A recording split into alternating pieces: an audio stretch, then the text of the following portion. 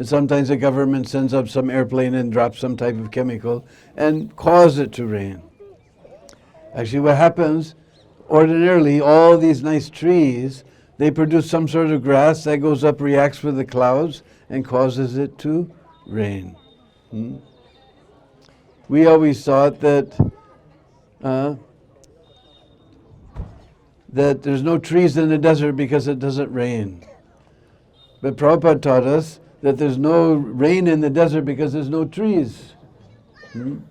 So we should be very careful about cutting down trees. It's like Vrindavan. It used to be Ban, now it's Griha Vrind. Here we see a little bit of forest, beautiful forest. So Barsana means to make it to rain. Just like we know Krishna's rain of mercy is there for everyone. But still, we need something or someone who will cause that rain of mercy to fall on us. That is Srimati Radharani. She's the Barsane Wali, the one who makes Krishna's rain of mercy come on us. And we know, Prabhupada told us that his father every day would invite so many sadhus to take lunch. And he always asked them that you please bless my son, that he become very nice devotee of? He didn't say Krishna, Srimati Radharani.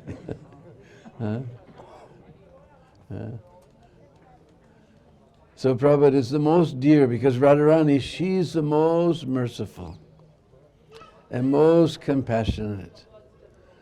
Our Raghunath Das Goswami, the other day when we were at Radhakund, we saw his Bhajan Kutir and his Samadhi Mandir. He wrote, very nice line, Karunaya Vidravad Deha. Karuna means compassion. And we say Karunaya in Sanskrit, we put that ending, means from compassion or by compassion. Karunaya Vidravad. Vidravad means to melt. And Deha, you know Deha? Just like we know one verse from Bhagavad Gita, was that Dehinosmin yata dehe komaram jovanam jara tata dehantara prapti dhiratatra namuyate. Everybody knows this verse, nice. So Deha means body, Dehe means who lives in the body. So Karunaya Vidrava Deha. That Radharani, ordinary people, their hearts melt with compassion. But Radharani, her whole body melts with compassion. Her whole body melts with compassion. And Prabhupada has kept all that melted compassion inside his books. And devotees are going everywhere, all over the world, and sprinkling Radharani's melted compassion on all the fallen conditioned souls. So there's no more dear devotee to Radharani than Prabhupada. We're very, very fortunate. So in front of us we have one hill. Behind me we see there's another hill. This hill is the incarnation of Krishna called Bilasgar. Because Krishna, he can't live very far away from Radharani, so he's incarnated as this hill Bilasgar. And a little ways up this path, both the hills meet. There's not much room there, so we're speaking here, but you'll see the place. Where the two hills meet, it makes a very, very narrow pass. In Brijvasa we say Sankari Kor. And when we go there, we'll see this side of the mountain, this side is Brahma Parvat.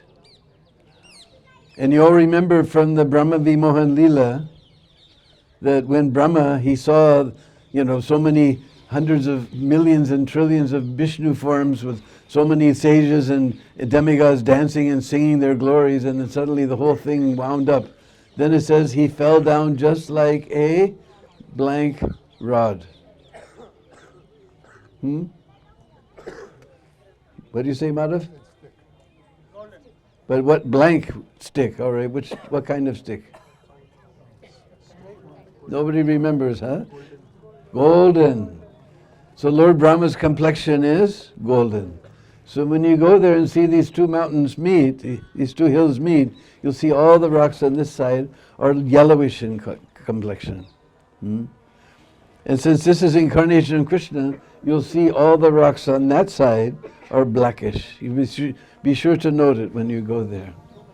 Hmm?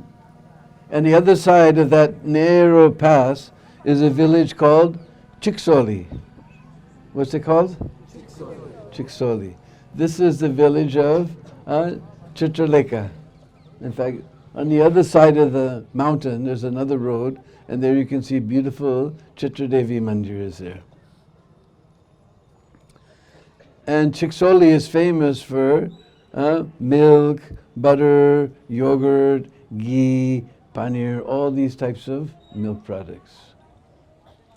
So every day Radharani comes down this little path and goes there through the pass into Chiksoli, and they collect all this butter, yogurt, ghee, and all these wonderful milk products.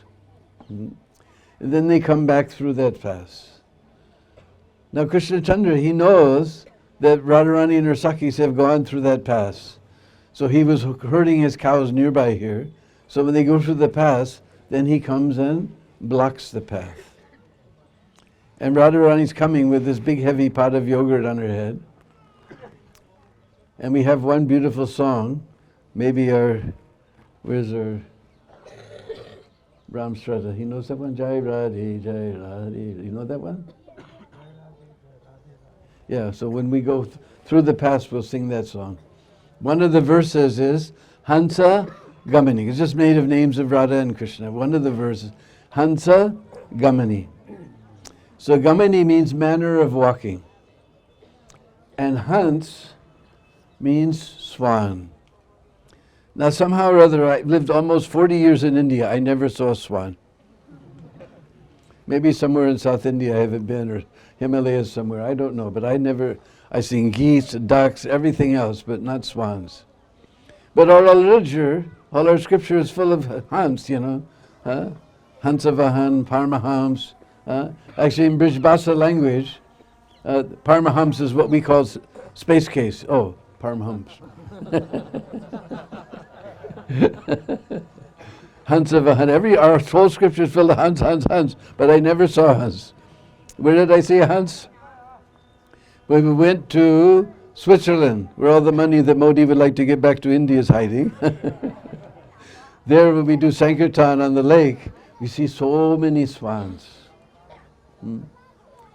So maybe you've never seen a swan walk, because Gamani means manner of walking. So Radharani, she walks like a swan. So she's got this big heavy pot on her head, and she's coming. If you see the swans, they walk like this. So Radharani's coming through the pass with this big heavy pot on her head. And Raghunath Das Goswami, he describes that the tinkling of Radharani's ankle bells is just like mist of tiny, tiny nectar droplets are being sprinkled on all beings, moving and non-moving, living or non-living. Ching, ching, ching, ching. So she's coming through, and Krishna has blocked the pass. And she comes there and says, let us through. And Krishna says, Are, you girls are making a big profit, selling all this butter, milk, and yogurt and ghee. You don't give any tax to your king. And Radharani says, here my father is a king. We don't have to give tax to anyone. So then Madhamangal, he becomes the advocate for Krishna. And Lalita Sakhi, she becomes the advocate for Radharani. Now Madhamangal says, Prisabhanu may be the king here, but the king of the whole of Braj is Nanda Baba. So you have to give tax. And Lalita Sakhi says, just see how puffed up. Kitna gamandi hai. See how puffed up. You guys were living there in Gokul. We were going to go on Monday. But your little friend here, and he created so much trouble, stealing butter, milk, and yogurt and ghee, and everybody complained to King Kamsa. King Kamsa came with 100 cavalry soldiers, and you fled away from that place, crossed over the Jamuna, and Brisabhanu Maharaj, out of the kindness of his heart, he gave a little tiny corner of his kingdom for you to stay, and now you're claiming to be the kings of the whole place. Just see how puffed up. Kitna gamandi hai, huh? Mother Mango says, wait a minute, where did you get that story? We never heard that story. You're preaching deviant philosophy. We're going to the GBC. Nanda Baba's the king of the whole of Braj, and so you'll have to give tax, and for every argument that you girls make, we're going to double the tax. Huh? And Lalita says, what about you guys? You're taking your cows everywhere and eating all the grass. You should pay tax for that. All right, now we're going to double the tax, and you girls are going everywhere picking all the flowers. We're going to double the tax and tax you for the flowers also. So like this, the advocates are making the arguments back and forth and back and forth. And you have to understand, this time, Radha and Krishna, they're just like little children. They're making the arguments back and forth. Radharani is getting tired of holding this pot on her head of yogurt. So she gives Nandanandan a little push like this. And you know what happens when a little boy gets angry, right? Because Nandanandan got a little push like that. So little boy gets angry. It's like an atomic bomb has gone off in the heart, you know. And he just grabs the mouth of that pot and pulls it off of Radharani's head. And Radharani, she grabs the other side of that pot. And we just described what happens when little boys get angry. We're afraid to describe what happens when little girls get angry. She's shooting darts at Nandananda with her crossed eyebrows, and they begin to push. And Krishna begins to push, and she begins to push.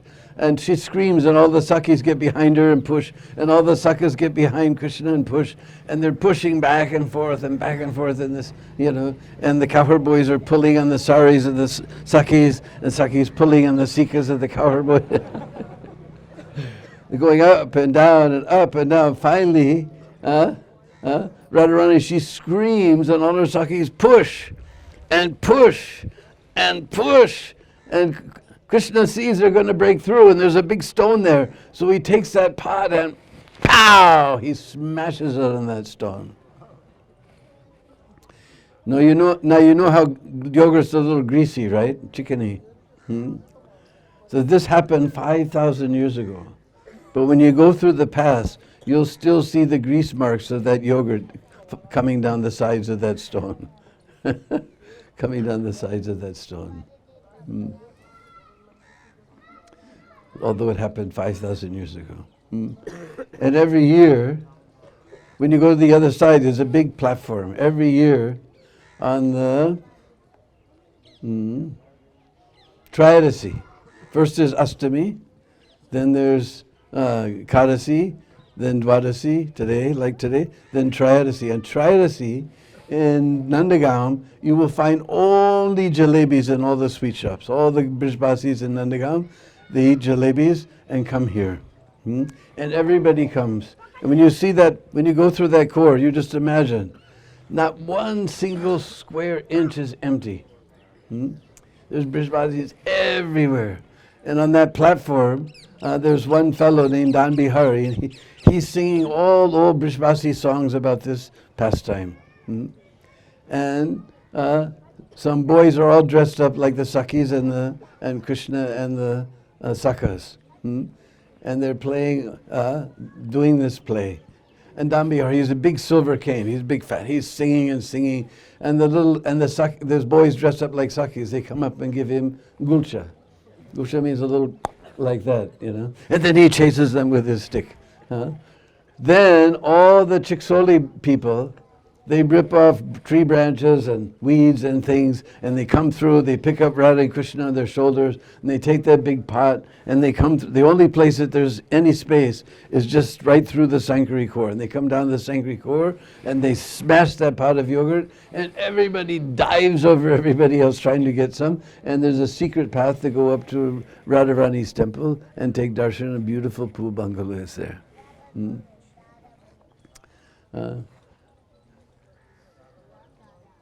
So we're just at the end of rainy season. We got a little this morning. I was worried on the way here. Anyway, somehow Radharani has been merciful and just made it cool and perfect for taking pictures. All the shadows are very light or not so harsh now. So anyway, you see this path, especially after rainy season, with all the green trees. And you'll see some incredible, these are called dungar trees, just hanging over the edge of the path.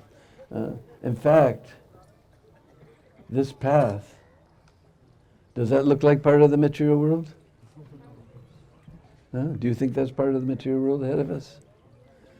In fact, I don't know. If we go down that path, we may never come back. If you want, you can go back to the bus and wait. If they don't come, I don't know, Deena Bandhu took them down this path and they never came back.